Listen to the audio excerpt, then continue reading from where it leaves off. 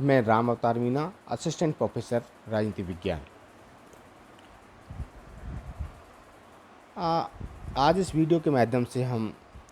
भारत की विदेश नीति में नेहरू युग का योगदान या भारत की विदेश नीति के निर्माण में नेहरू का योगदान विषय के ऊपर हम चर्चा करना चाहेंगे। भारतीय विदेश नीति का ये नेहरू युग BA तृतीय वर्ष राजनीति विज्ञान के विषय कोर्स में सम्मिलित है।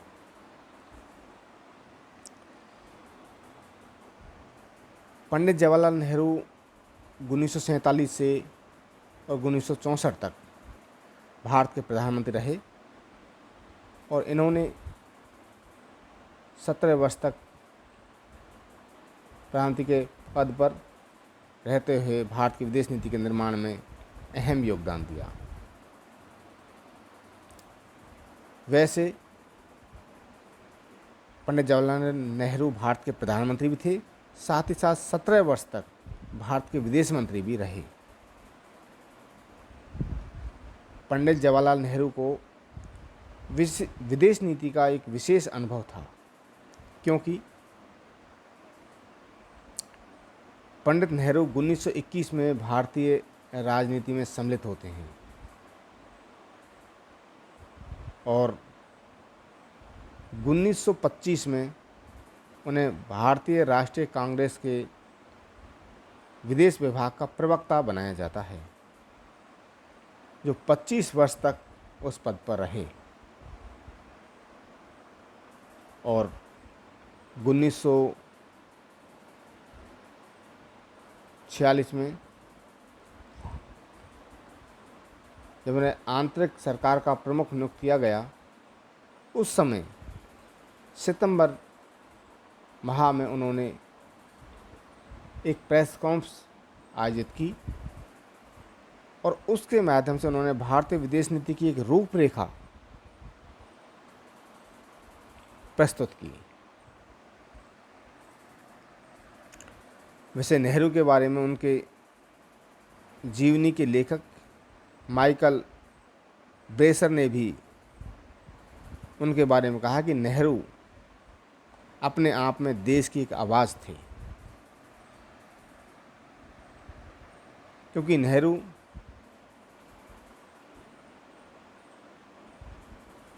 प्रजातांत्रिक समाजवाद एवं अंतर्राष्ट्रीयवाद के प्रबल समर्थक थे और इन्हीं को ध्यान में रखते हुए उन्होंने विश्व शांति के दृष्टिकोण को बढ़ावा देने के उद्देश्य से ही अपनी विदेशी नीति का निर्माण एवं संचालन किया। और उस समय भारत की जो परिस्थिति थी आर्थिक या सैन्य दृष्टिकोण से, उसको ध्यान में रखते हुए, अर्थात हमारी सीमा शक्ति को ध्यान में रखते हुए उन्होंने अपनी विदेश नीति का निर्माण किया। इसीलिए प्रधानमंत्री नेहरू ने अपनी जो 1931 में राष्ट्रमंडल की स्थापना की गई थी, उससे संबंध विच्छेद करने का प्रयास नहीं किया। अर्थात हम नेहरू की विदेश नीति के कुछ मुख्य बिंदु हैं जिनकी चर्चा करते हैं, जिसमें प्रथम आता है भारत एवं राष्ट्रमंडल। अर्थात पंडित जवाहरलाल नेहरू ने 1931 में स्थापित राष्ट्रमंडल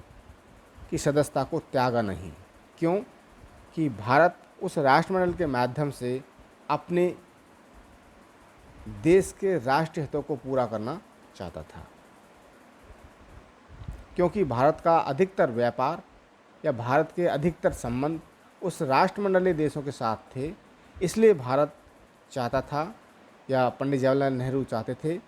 कि भारत इन राष्ट्रों के सहयोग के माध्यम से अपने आप को मजबूत करने का प्रयास करे, क्योंकि भारत की सुरक्षा अधिकतर ब्रिटिश नौसैनिक व्यवस्था के ऊपर आधारित थी और भारत ब्रिटेन के साथ अधिकतर व्यापार भी किया करते। अतः नेहरू ने राष्ट्रमंडल देशों के सहयोग को ध्यान में रखते हुए इन राष्ट्रमंडलीय देशों के साथ संबंध बनाने का प्रयास किया,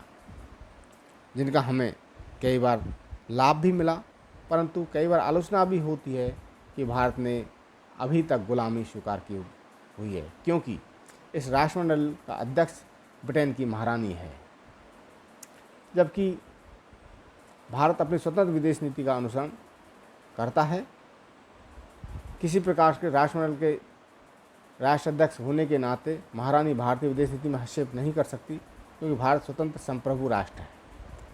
केवल हम उन राष्ट्रमंडल के माध्यम से सहायता या शक्ति प्राप्त करके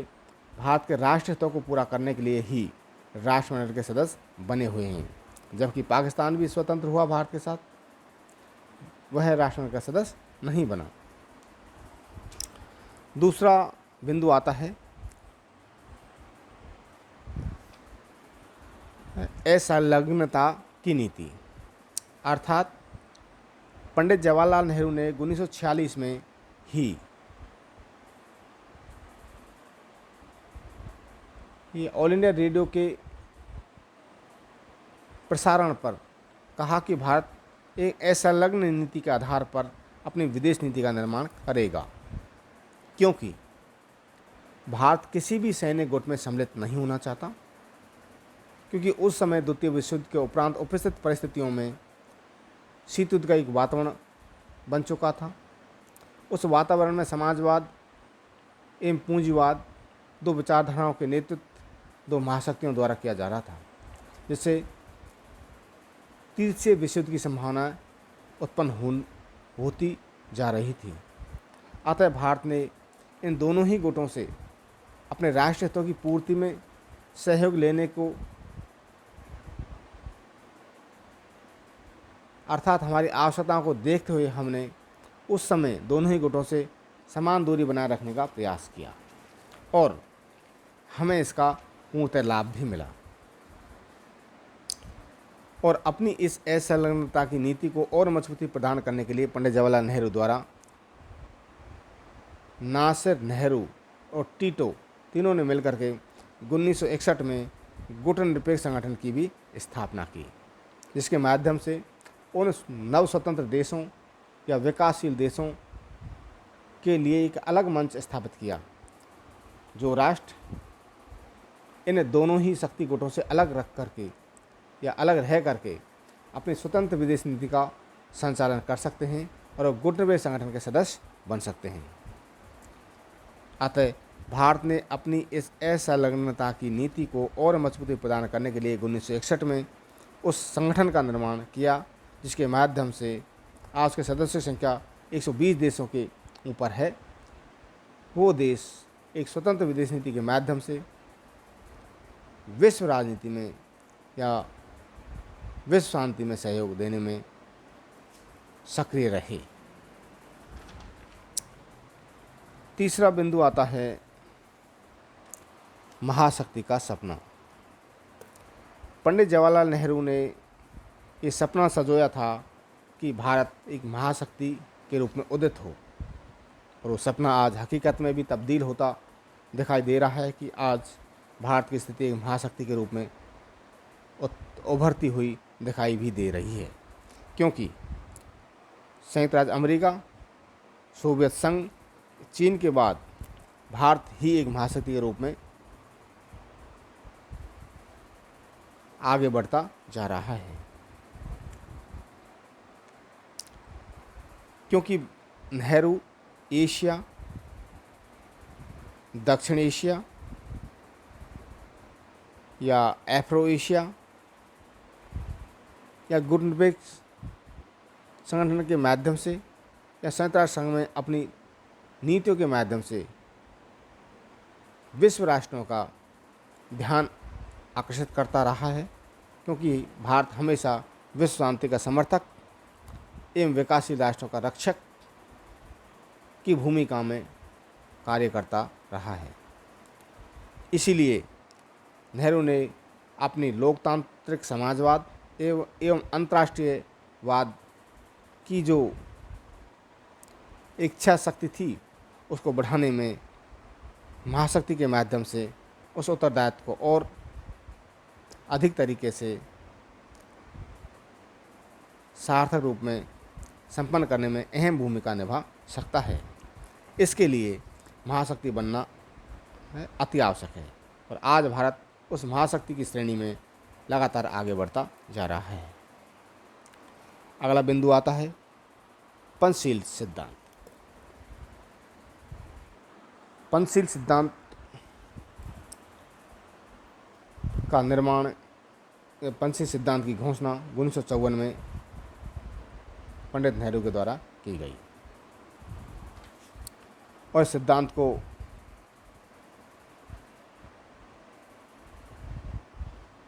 भारत के प्रधानमंत्री नेहरू एवं जवाहरलाल नेहरू ने भी अपने संबंधों में स्थापित किया।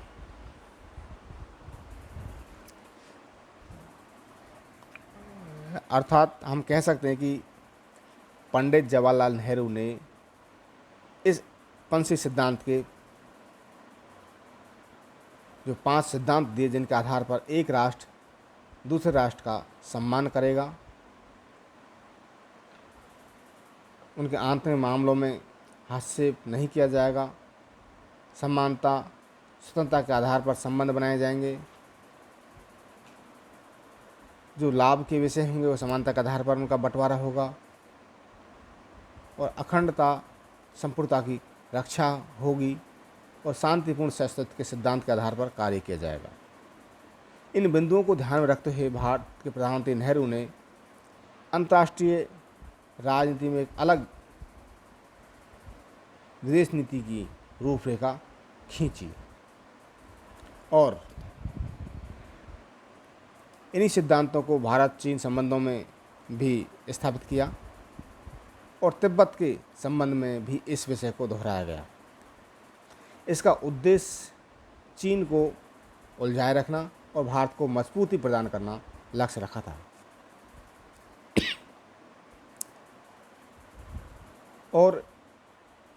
कुछ हद तक भारत अपने इस सिद्धांतों में सफल भी रहा, कुछ समय तक सफल भी रहा और आखिरकार चीन ने हमें इसी आड़ में धोखा भी दिया, जिसका परिणाम 1962 का भारत चीन युद्ध रहा। भारत विश्वास करता रहा भाईचारे के ऊपर और चीन ने हमें विश्वासघात के तहत हमारे ऊपर युद्ध थोप दिया और युद्ध किया और युद्ध में हमें हार का मुंह देखना पड़ा। केवल ये एक विषय है जहाँ भारत की विदेश नीति असफल रही, फेल हुई। पंडित नेहरू की जो भावनाएं थी वो पूर्णतः असफल रही। इसके सिवा भारतीय विदेश नीति नेहरू युग में पूर्णतः सफल होती दिख रही थी। दूसरा बिंदु अगला आता है एशियाई एकता। पंडित जवाहरलाल नेहरू चाहते थे कि एशियाई एकता स्थापित हो, अर्थात एशियाई राष्ट्रों के बीच में समन्वय हो, भाईचारा हो, शांति के साथ रहें। इस उद्देश्य को पूरा करने के लिए 1947 में नई दिल्ली में प्रथम एशियाई सम्मेलन का भी आयोजित किया गया और दूसरा सम्मेलन इंडोनेशिया के प्रश्न के ऊपर 1949 में नई दिल्ली में आयोजित हुआ। अर्थात दोनों सम्मेलन नई दिल्ली में ही आयोजित हुए और द्वितीय सम्मेलन में ये भावना उत्पन्न हुई कि एशिया विकासशील राष्ट्रों का यहाँ अधिकतर उदय हो रहा है, इसी प्रकार से अफ्रीका महाद्वीप में भी विकासशील राष्ट्रों का लगातार उदय होता जा रहा है। इसलिए आगे भविष्य में अफ्रो एशियाई एकता के लिए भी प्रयास किए जाएं। तो पंडित जवाहरलाल नेहरू के प्रयासों के परिणाम स्वरूप ही एशियाई राष्ट्रों के बीच समन्वय, एकता स्थापित हुई और उन गुलाम राष्ट्र या पराधीन राष्ट्रों की स्वतंत्रता के प्रयास भी किए जाने लगे। इस एशियाई एकता का परिणाम ये रहा कि धीरे धीरे एशिया मुक्त होता चला गया। अगला बिंदु आता है एफ्रो एशियाई एकता, अर्थात एशियाई सम्मेलनों के माध्यम से उस देन के परिणाम स्वरूप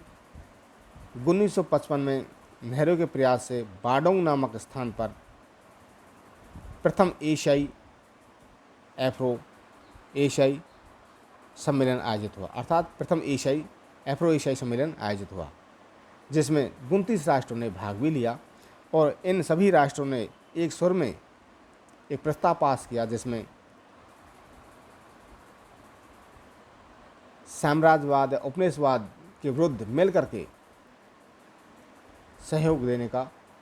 काम करने पर सहमति बनी। इसी का परिणाम रहा कि एशिया और अफ्रीका और लैटिन अमेरिका महाद्वीप से धीरे धीरे उपनिवेशवाद और साम्राज्यवाद समाप्त होता चला गया और नवोदित राष्ट्रों का, जो विकासशील राष्ट्र थे, उनकी संख्या दिन ब दिन बढ़ती चली गई। इन राष्ट्रों के बढ़ने से दूसरा लाभ ये हुआ कि ये सभी राष्ट्र धीरे धीरे गुटनिरपेक्ष संगठन में सम्मिलित होने भी लगे, जिससे भारत का विश्व राजनीति पे अपना जिस मुकाम की हम कामना कर रहे थे उसकी ओर अग्रसर भी होने लगे। इसके बाद अगला बिंदु आता है गोवा का प्रश्न, अर्थात भारत तो स्वतंत्र हो चुका था। वैसे हम कहते हैं भारत स्वतंत्र कब हुआ? 1947 में, 15 अगस्त 1947 को भारत स्वतंत्र हुआ। परंतु एक विषय आता है कि भारत पूर्ण रूप से स्वतंत्र कब हुआ, तो यहाँ आता है भारत पूर्ण रूप से स्वतंत्र गोवा की मुक्ति के उपरांत हुआ, अर्थात 1961 में हुआ, जब गोवा, दमन एवं दीप को भारतीय सैनिकों द्वारा पुर्तगाली शासन से मुक्त कराया गया। और इस प्रकार से 450 वर्ष तक पुर्तगाली शासन के अधीन रहे इस गोवा, दमन, दीप क्षेत्र को भारत में शामिल किया गया,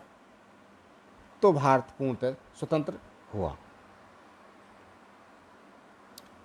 अब एक बिंदु आता है, अगला बिंदु आता है साम्राज्यवाद एवं उपनिवेशवाद। क्योंकि भारत साम्राज्यवाद, उपनिवेशवाद और रंगभेद